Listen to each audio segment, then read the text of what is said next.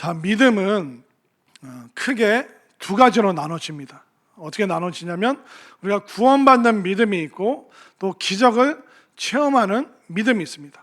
믿어서 천국 가는 것, 그걸로 끝나는 것이 아니라 그 믿음으로 이 땅에서 우리가 기적을 체험하면서 살아갈 수 있도록 하나님의 은혜의 원리가 우리들 속에 있습니다.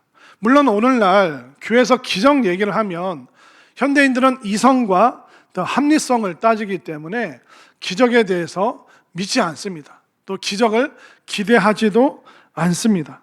그러나 여전히 하나님께서는 오늘날도 우리에게 기적과 은혜와 능력을 베푸신다는 것을 여러분들 분명히 깨달으시기를 바랍니다. 자, 그런데 우리가 기적을 바라볼 때 좀 조심해야 되는 두 가지가 있습니다. 너무 기적만 추구하는 그런 신앙이 되어서도 안 되고 또 기적에 대해서 냉소적인 입장이 되어서도 안 됩니다.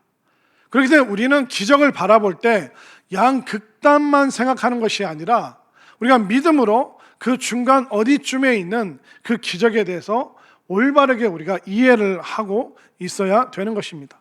자, 기적만 추구하고 기적만 바라는 사람들은 어떻게 될까요? 일상의 사소한 불편함도 기적으로 다 해결을 하려고 합니다.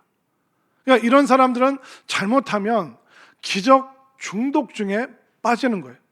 나 예전에 이런 기적 체험했는데 더 큰 기적, 더 자극적인 기적, 더 짜릿한 기적을 나는 보고 경험하고 싶어. 근데 우리의 일상이 늘 기적으로만 채워지지는 않습니다. 자, 기적 중독증에 빠지면 이전보다 더 자극적이어야 돼요. 이전보다 더 짜릿해야 됩니다.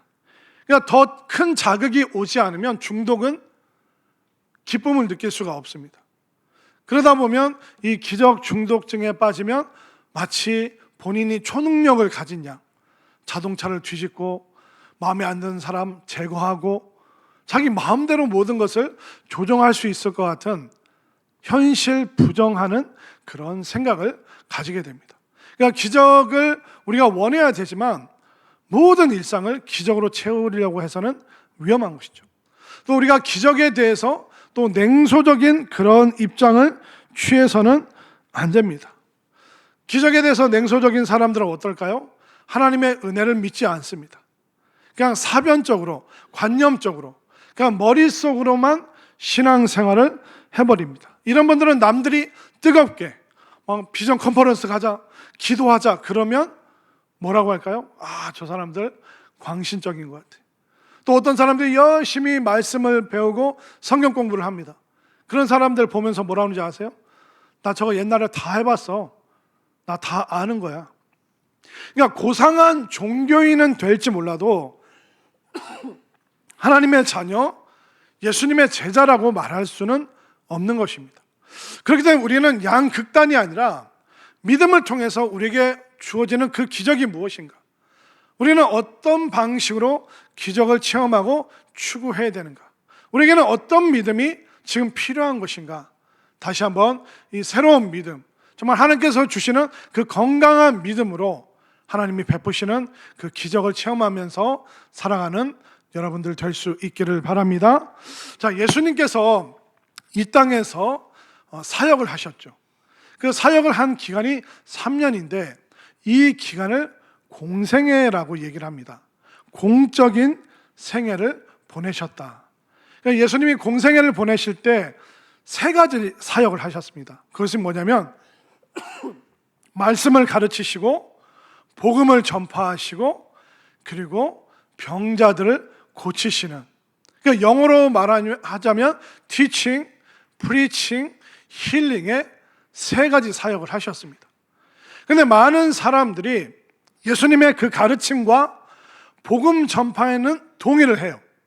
그런데 세 번째 사역인 힐링, 병자를 고치시고 기적을 일으키시고 귀신을 내쫓으시고, 어떤 사람들은 이것을 이성적으로 받아들일 수 없다.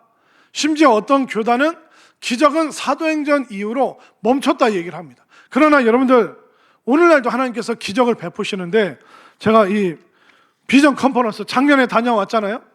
근데 이 비전 컨퍼런스 홍보하려고 보여드리는 게 아니라 작년에 비전 컨퍼런스 갔을 때 어떤 분은 허리 디스크 있었는데 그게 싹 나았어요. 어떤 분은 30년 넘게 무릎 관절 아파서 고생했는데 그거 기도 안수기도 받고 무릎 관절 낫고 그날부터 스쿼트를 하기 시작하셨어요. 진짜라니까요. 이래도 하나님이 사도행전 이후로 기적을 안 베푸실까요? 기적이 합리적으로 이성적으로 받아들여지지 않는다고 말할 수 있을까요? 우리 교회에서만 그렇게 두 분 말고도 많은 분들이 치유받고 고침받았습니다. 그럼 우리 교회뿐만 아니라 수십 개의 교회가 그날 참석했는데 얼마나 많은 교회들이 기적을 체험했을까요? 대한민국에 있는 교회만 그럴까요? 이 땅에 얼마나 많은 교회가 대륙마다 있습니까? 여전히 하나님께서는 성령을 통해서 우리에게 티칭, 프리칭 뿐만 아니라 힐링의 역사도, 기적의 역사도 베풀어 주시는 줄 믿으시기를 바랍니다. 그래서 제가 여러분들이 안 믿을까 봐 복음서에 나오는 예수님의 기적, 어제 뜬 눈으로 밤을 새우면서 다 적어놨어요. 몇 개의 기적이 복음서에 나올까요? 38개. 벌써 눈치가 빠른 분들은 싹 다 봤어요. 앞뒤로 제가 가득가득 채워놨습니다. 한번 잠시만 1번부터 보세요. 가나의 혼인잔치, 예수님께서 물을 뭘로 만드셨죠? 딸기 우유, 빨간색으로 딸기 우유 아닌가요? 예전에 제가 어떤 유치부 설교를 보니까 예수님이 물을 딸기 우유로 만드셨어요. 그 유치부 전도사님이 센스 있게 그렇게 하셨더라고요. 예수님이 물을 포도주로, 물리적인 그 변화의 기적을 베푸셨죠. 이번에 가버나움 회당에서 귀신을 내쫓으셨다. 그러니까 육신의 고침뿐만 아니라 영적으로, 정신적으로 피폐하고 힘든 사람들도, 그 내면 세계도 고치신다. 3번 게네사렛 호숫가에서 베드로가 물고기 잡는 기적. 어부가 물고기가 없었는데 예수님 명령 따라서 그물을 내렸더니 담을 수 없을 만큼 수많은 물고기. 경제적인 그 풍성함의 기적도 베풀어 주신다. 4번 나인성 죽은 청년을 살리신, 그러니까 죽은 자도 살리시는 그 기적. 그러니까 말로 물리학적으로 설명할 수 없는, 이성으로 설명할 수 없는 그 기적을 예수님께서 무려 38가지나, 그러니까 성경에 기록된 것만 38가지인데 얼마나 많은 기적을 베푸셨을까요? 그러면 오늘날 어떨까요? 바로 예수님의 사역을 이어서 하고 계시는 성령님께서 여전히 교회를 통해서, 믿음을 통해서 기적을 베풀어 주시는 줄 깨달으시길 바랍니다. 그러면 누가, 어떤 사람에게 이 기적이 임할까요? 바로 믿음의 사람을, 그 믿는 사람에게 이 기적이 임하는데 믿음도 세 가지예요. 큰 믿음, 작은 믿음, 믿음 없음. 예수님이 칭찬하시는 믿음은 어떤 믿음일까요? 바로 큰 믿음을 가진 사람들을 예수님이 칭찬하셨어요. 못 배운 거, 가난한 거 나무라지 않으셨어요. 그러나 믿음 적은 거, 믿음 없는 거, 그거는 야단치셨어요. 오늘 여러분들이 큰 믿음을 소유할 수 있게 되기를 바랍니다. 자, 오늘 본문에 나오는 주인공, 이 백부장은 어떤 믿음이 있었을까요? 자, 오늘 본문 10절로 가보겠습니다. 본문 10절 말씀 읽겠습니다. 시작. 예수께서 들으시고 놀랍게 여겨 따르는 자들에게 이르시되 내가 진실로 너희에게 이르노니 이스라엘 중 아무에게서도 이만한 믿음을 보지 못하였노라. 그러니까 예수님을 놀래킬 수 있는 게 뭘까요? 믿음이라는 거예요. 그런데 10절 끝에 아무에게서도 이만한 믿음을, 이같이 큰 믿음을 가진 사람을 내가 본 적이 없다. 수많은 이스라엘의 유대인들을 만났는데도 이 백부장, 로마 군인, 오히려 이방인에게서 내가 더 큰 믿음을 발견하게 된다. 이 사람의 믿음을 예수님이 칭찬하셨고 이 큰 믿음으로 인해서 기적이 일어났습니다. 그 다음에 작은 믿음 한번 볼까요? 마태복음 8장 26절 우리 화면으로 보겠습니다. 시작. 예수께서 이르시되 어찌하여 무서워하느냐 믿음이 작은 자들아 하시고 곧 일어나사 바람과 바다를 꾸짖으시니 아주 잔잔하게 되거늘. 그러니까 불가능의 상황 속에서 작은 믿음밖에 없는 그런 사람들도 있습니다. 작은 믿음으로는 돌파할 수 없고 작은 믿음으로는 뛰어넘을 수 없다는 것을 우리가 알 수가 있죠. 그럼 세 번째, 믿음 없는 사람들이 있어요. 요한복음 3장 18절 말씀 시작. 그를 믿는 자는 심판을 받지 아니하는 것이요 믿지 아니하는 자는 하나님의 독생자의 이름을 믿지 아니함으로 벌써 심판을 받은 것이니라. 그러니까 믿음이 없으면 벌써 심판 받았다는 거예요. 나중 얘기할 필요 없다는 거예요. 또 한번 보겠습니다. 요한복음 6장 64절 시작. 그러나 너희 중에 믿지 아니하는 자들이 있느니라 하시니 이는 예수께서 믿지 아니하는 자들이 누구며 자기를 팔 자가 누구인지 처음부터 아심이로라. 요한복음 6장은요 예수님이 기적을 보여주시고 그 기적에 대한 설명을 요구하니까 제자들에게 기적에 대해서 풀어서 이야기를 해주시는 거예요. 근데 제자들에게 6장 64절에서 말씀하시는데 제자들 중에 믿지 않은 자들이 있다, 믿음 없는 자들이 있다 말씀하시는데 저는 너무 충격인 거예요. 아니 예수님을 모르는 사람들도 아니고 이 제자들은 예수님을 따랐단 말이죠. 38가지 성경에 기록된 것만 38가지만 기록되지 않은 수백 수천 기적을 보았음에도 불구하고 들었음에도 불구하고 눈으로 확인했음에도 불구하고 믿지 아니하는 자들, 믿음이 없는 자들이라고 예수님이 책망하고 계십니다. 제자들입니다. 예수님을 따른 사람들이에요. 이 말씀은 뭐냐면 오늘날 우리가 교회를 다니면서도 믿음 없는 사람일 수 있다는 것입니다. 왜냐하면 제자들 중에도 믿음 없는 사람들이 있었다는 것이죠. 우리들 중에는 믿음 없음이 아니라 큰 믿음의 소유자들이 될 수 있기를 바랍니다. 오늘 말씀 듣는 중에 없던 믿음도 생겨날 수 있게 되기를 바랍니다. 우리가 고상한 종교생활, 교회 가면 그냥 위로받고 마음의 평안을 얻는 거야, 이런 수준이 아니라 진짜 믿음, 그 믿음이 구원받을 뿐만 아니라 이 땅에서 기적도 체험하는 그 믿음, 오늘 이 시간 여러분들 확실하게 받을 수 있게 되기를 바랍니다. 그렇기 때문에 오늘날도 우리에게는 기적이 필요한 거예요. 이 기적의 목적이 뭐냐면 다른 게 아니에요. 여러분들의 믿음을 더 견고하게 확실하게 만들어 주시기 위해서 하나님께서 오늘날도 기적을 베풀어 주시는 줄 믿으시기를 바랍니다. 여러분들 확신이 없는데 기적을 체험하잖아요. 그럼 진짜 와, 하나님 살아계시네. 저도 이 체험을 수도 없이 했는데 제가 수요 예배 때 언제 좀 말씀드린 것 같은데 제가 제대로 교회를 다닌 게 중학교 3학년 때부터였습니다. 그 전에는 어머니 때문에 제가 교회 다니는 거 엄청 핍박을 받았어요. 저는 교회 안 가고 형이랑 오락실 가고 싶은데 그걸 못하게 하시는 거예요. 그럼 너무 힘들었어요. 어느 날 이제 오락실 갔다가 왔는데 엄마가 교회 갔다 왔어? 갔다 왔어. 주보 내놔. 저는 몰랐어요. 교회 가면 주보를 들고 와야 되는지. 그러니까 그 다음 주 어떻게 했을까요? 형이랑 저랑 아주 비상한 두뇌를 갖고 있기 때문에 문 앞에서 선생님들이 주보를 주시길래 딱 받고 화장실 갔다 올게요 하고 형이랑 주랭란 쳐서 어디로 갔을까요? 소름 끼쳐. 집에서 좀 떨어진 오락실을 갔어요. 형이랑 막 신나게 오락하고 있는데 갑자기 귀에서 통증이 나는 거예요. 누가 잡아 당겼을까요? 제가 이렇게 고난 속에서 살았다니까요. 막 귀때기를 붙잡고 끌려가서 그냥 이런 말씀은 안 되죠. 엄청 두드러 맞았어요. 형이랑 저랑. 이렇게 고난 속에서 제가 어렵게 교회를 다니다가 진짜 교회를 다니기 시작한 게 중학교 3학년 때부터 다니기 시작했습니다. 그러면서 이제 그 다음에 고1 여름 수련회 때 강사님 말씀을 막 듣는데 고1인데 진짜 내가 죄인이구나.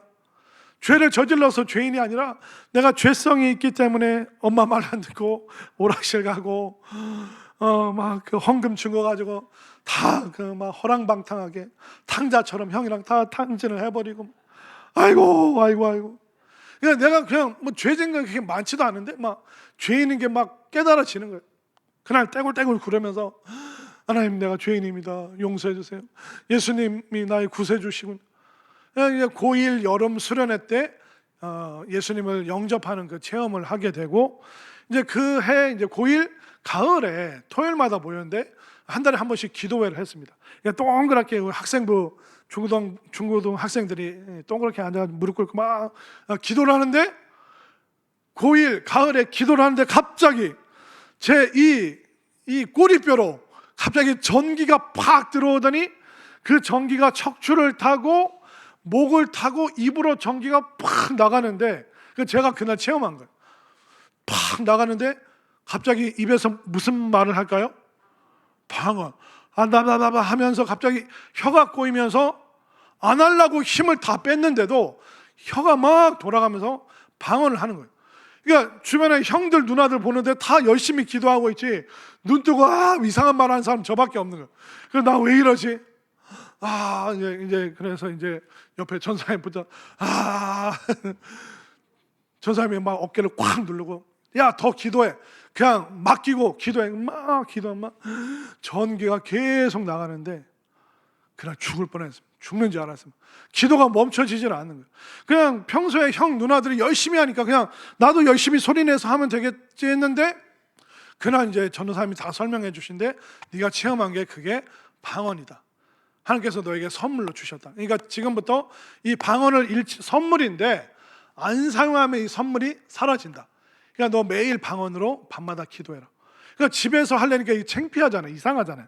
그러니까 이제 자율학습 끝나고 밤에 10시에 와서 고1 말부터 제가 언제까지 밤에 매일 교회 와서 기도했냐면 고3 끝날 때까지. 그러니까 고1 학생이 친구들 데리고 밤마다 와서 막 기도를 하는 거예요. 방언 받았으니까, 막 은혜 받았으니까. 고3 그건 무언 상관이냐. 그래서 이제 고3 때도 10시에 끝나고 와서 11시까지 친구들이랑 막 와서 기도를 한 거예요. 근데 고3 때 계속 기도를 하는데 이 마음속에 무슨 마음이 들까요? 어디 학교를 진학하고 싶어 했을까요? 그렇죠. 여러분들 기도할 때 조심하십시오. 잘못하면 저처럼 신학교 가고 싶은 마음이 확 생겨버립니다. 계속 기도하니까 은혜의 세계가 열리죠. 은혜의 세계가 열리니까 이걸 벗어나고 싶지 않으니까 어떻게 하면 이 은혜의 세계에서 계속 살 수 있지? 그래, 내가 신학교를 가야겠다. 그 마음 갈등을 가지고, 그러니까 가야겠다는 마음 반, 그리고 사실 솔직히 이런 인물 가지고 평생 목사로만 살기에는 너무 아깝잖아요. 그러니까 이제 다른 학교도 가보고 싶고 공부도 해보고 싶고, 그러니까 양쪽에서 갈팡질팡을 하는 거예요. 근데 전도사님 찾아가서 이 고민을 상의하면 전도사님 어디로 보낼 것 같아요? 신학교 보낼 것 같으니까 이 말도 못하고, 하나님 위해서 평생 살고는 싶고 계속 1년 동안 고민하는데 고3 가을 어느 날 어머니가 저를 부르시는 거예요. 아들아, 요즘 내가 너를 위해서 기도하는데 밤마다 꿈을 꾸는데 계속 똑같은 꿈을 계속 꾼다. 그래서 어머니 혹시 그 태몽이 아닙니까? 태몽은 분명히 아니다. 근데 꿈에 자꾸 네가 나온다. 그래서 무슨 꿈입니까? 했더니 너를 위해서 기도하고 잠들면 그날 밤에 어떤 날은 사람들이 우물 앞에 쫙 줄을 서 있는데 네가 그 한 사람 한 사람 그 사람들에게 그 우물물을 퍼서 나눠주고 있더라. 또 다른 날 너 진로를 위해서 기도하고 밤에 또 자면 어떤 날은 사람들이 물에 빠졌는데 물에 빠진 사람들 네가 사람들을 막 이렇게 건져주고 있더라. 수도 없는 사람들 네가 건져주더라. 그 꿈을 듣는 저는 해몽을 지금 했어요, 못했어요? 다 이해가 되는 거예요. 그러니까 그날 제가 어디 가기로 결단했을까요? 신학교 가기로 그날 결단했습니다. 하나님께서 저에게 방언이라는 기적의 선물도 주시고 또 그 진로를 위해서 기도하는데 어머니의 꿈을 통해서 기적적으로 말씀을 해주시고, 여러분들 기적이 사도행전으로 끝났나요? 아니면 오늘날도 계속 진행되고 있나요? 사도행전의 역사는 지금도 여전히 진행되고 있는 것입니다. 그러니까 이 기적을 체험하잖아요. 믿음이 확실해지는 거예요. 아, 천국이 진짜 있구나. 하나님 살아 계시는구나. 그러니까 이 기적을 통해서 하나님께서 우리의 믿음을 더욱더 견고하게 만들어 주시는 것이죠. 또 기적은 뭘까요? 기적을 통해서 복음이 전파되는 능력이 나타나는 것입니다. 제가 알던 목사님이 이제 성도들 성도님들 몇 분을 데리고 동남아 이제 어려운 지역에 선교를 가셨어요. 그러니까 고산족이라고 해서 산에서 사는 그 뭐 주민등록도 못하는 그런 사람들 뭐 힘들게 살죠. 그 선교사님이 이제 그 마을을 방문을 해서 집회를 하는데 그 선교사님이 목사님 오늘 복음에 대해서 구원에 대해서 힘있게 전해 주십시오. 제가 통역하겠습니다. 그리고 설교 말씀하신 후에 또 이분들이 병원도 못 가기 때문에 아픈 사람 많습니다. 이들의 치유를 위해서 기도해 주시면 제가 통역해서 기도하겠습니다. 아, 알겠다. 그 목사님 막 힘있게 막 전하고 통역하시고 막 안수 기도하고 통역하고 그날 그 고산족 안에 난리가 난 거예요. 그냥 못 걷던 사람이 걷게 되고 못 보던 사람이 보게 되고 이 정도 설교했으면 아멘 하셔야 되는데 못 걷던 사람이 걷게 되고 못 보던 사람이 보게 되고 불치병이 고침받고 아멘인가요? 이 목사님이 막 너무 기뻐가지고 그 주에 한국에 있는 교회에 돌아오셔가지고 똑같은 설교 똑같은 안수 기도를 하셨는데 한국 교회에서 기적이 일어났게요? 안 일어났게요? 기적이 한 개도 안 일어났습니다. 자, 여러분들 설교자의 문제입니까? 청중의 차이입니까? 청중의 차이. 그 차이가 뭘까요? 그 고산족, 그 산에 사는 사람들은 저 말씀이 나를 살린다. 저분의 기도가 나를 살린다. 그 믿음으로 말씀을 듣고 믿음으로 안수기도 받으니까 이분이 나를 살리는 분이야. 이분의 말씀이 나를 살려. 그 믿음으로 반응하니까 막 듣도 보도 못한 기적이 일어난 거죠. 근데 한국 와서 막 똑같이 설교했는데 그러니까 우리 말고 거기 한국 청중들은 다 아는 말씀이요. 저 내용 다 알아. 또 부흥했던 뭐 안수기도 다 받아봤는데 뭐 누군가는 이 말씀이 나를 살린다. 이 설교 나 다 안다. 누구에게 기적이 일어날까요? 청중의 차이라니까요. 메시지는 똑같아요. 전하는 사람도 똑같아요. 그러나 믿음으로 반응하느냐, 믿음으로 반응하지 않느냐, 큰 믿음으로 말씀에 반응하느냐, 믿음 없이 대수롭지 않게 여기느냐, 그 차이밖에 없다는 것입니다. 그 기적이 일어났을 때 그 고산족뿐만 아니라 그 주변 사람들이 다 몰려와서 그 선교사님의 보고가 온 마을이 이 산에 있는 모든 마을 사람들이 다 예수님 믿게 되었습니다. 그러니까 복음은 이 기적은 우리의 믿음을 견고하게 만들어줄 뿐만 아니라 이 기적은 복음 또한 전하는 능력이 바로 기적 안에 있음을 분명히 깨달으시길 바랍니다. 오늘 이 본문에 나오는 주인공 이 백부장, 이 백부장에게 일어난 사건은 뭘까요? 한번 살펴볼까요? 이 기적이 이 사람을 어떻게 만들어 놨을까요? 자, 5절을 보십시오. 5절에 나오는 사람이 예수께서 가버나움에 들어가시니 한 백부장이 나와 간구하여. 백부장이 누구냐면 100명의 군인을 부하로 둔 군인입니다. 이 사람은 로마 황제의 군인이에요. 그리고 유대인이 아닙니다. 근데 이 사람이 가버나움에 머물면서 이스라엘 땅에 머물면서 예수님에 대해서 듣게 되고 예수님에 대해서 믿게 되고 예수님의 티칭, 프리칭뿐만 아니라 힐링의 사역도 이 사람이 믿으니까 이방인인 이 로마 군인이 6절에 아끼는 하인이 중풍병으로 괴로워합니다. 그랬더니 예수님이 7절에 이르시되 내가 가서 고쳐주리라. 예수님이 안 가시면 어떡하나. 그런데 예수님이 먼저 그래 가서 내가 고쳐줄게 하셨는데 백부장은 뭐라고 합니까? 8절을 보시겠습니다. 8절 시작. 백부장이 대답하여 이르되 주여 내 집에 들어오심을 나는 감당하지 못하겠사오니 다만 말씀으로만 하옵소서. 그러면 내 하인이 낫겠사옵나이다. 그러니까 예수님을 만난 사람들의 반응이 다 똑같아요. 당신은 거룩하신 분이고 나는 죄인입니다. 죄인인 내 집에 거룩하신 당신을 초청하는 것이 너무 부끄럽습니다.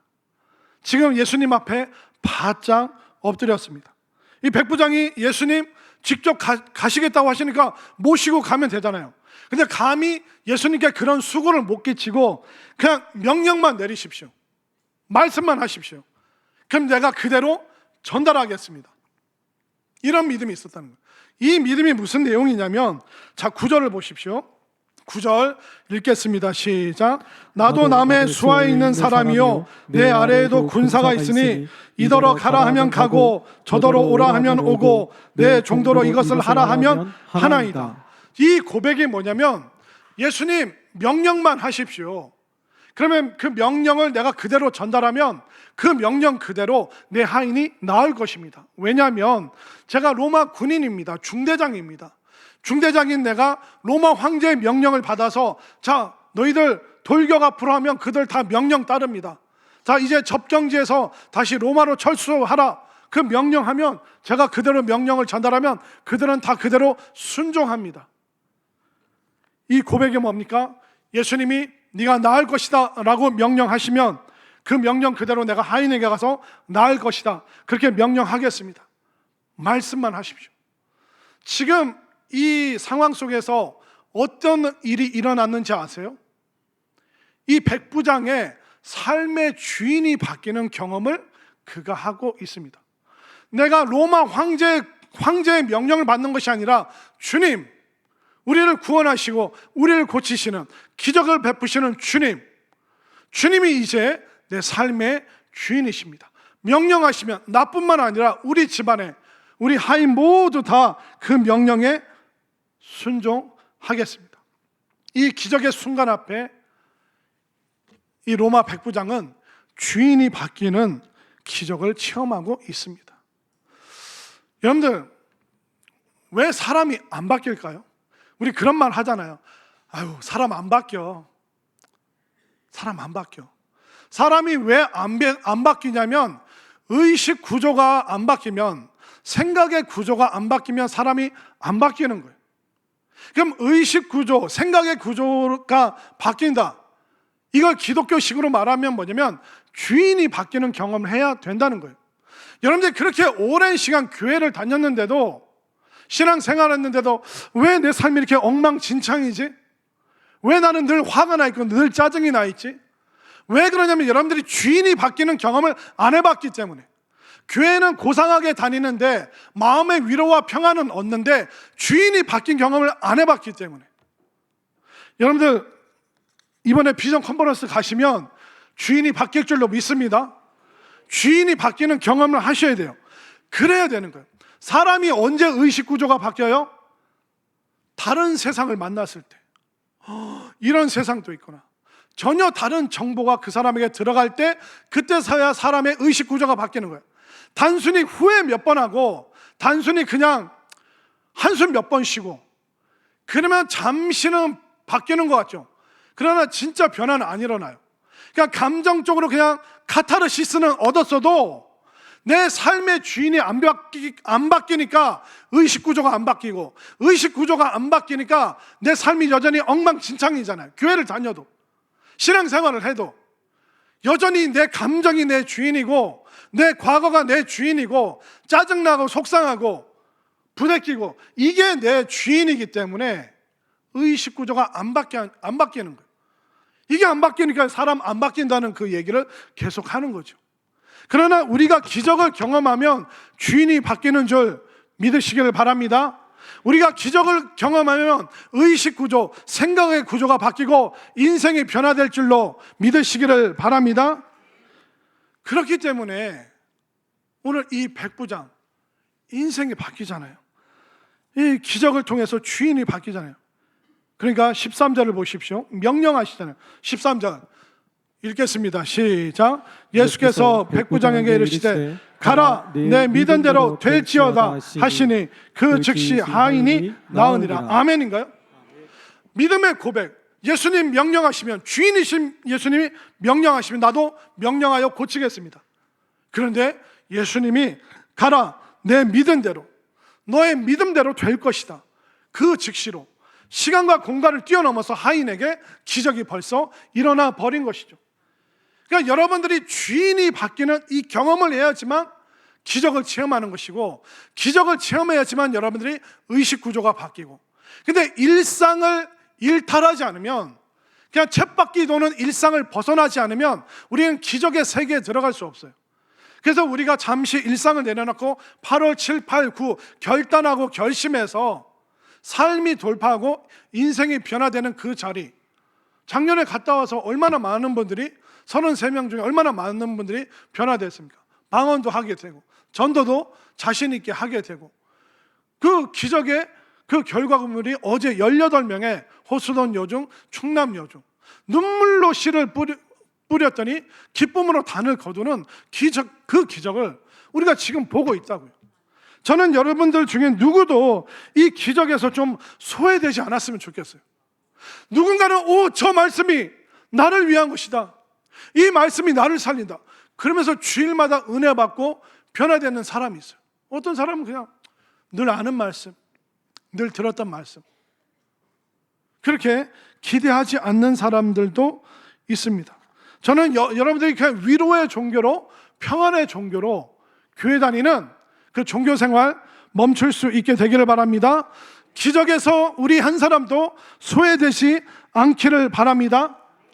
그런데 어떤 분이 물으면, 목사님 그러다가 컨퍼런스 갔다가 교회 와서 기도하다가 그래도 기적이 안 일어나면 어떡합니까? 안 일어날 수 있죠. 괜찮습니다. 왜냐하면 우리가 기대하고 기도했기 때문에 우리의 믿음이 좋아졌어요. 우리의 믿음이 커졌어요. 그것이 진짜 하나님께서 우리에게 원하시는 거예요. 우리가 기적만 바라고 지금 어려운 것만 해소가 되고 딱딱딱 문제 다 사라지고 그러면 어떻게 될까요? 하나님 땡큐하고 하나님 앞에서 벗어나는 거예요. 그러다 문제 있으면 다시 또 하나님 찾아와서 하나님 이거 들어주세요. 해결되면 땡큐하고 또 하나님 앞에서 또 멀어져요. 그걸 하나님이 원하시는 게 아니에요.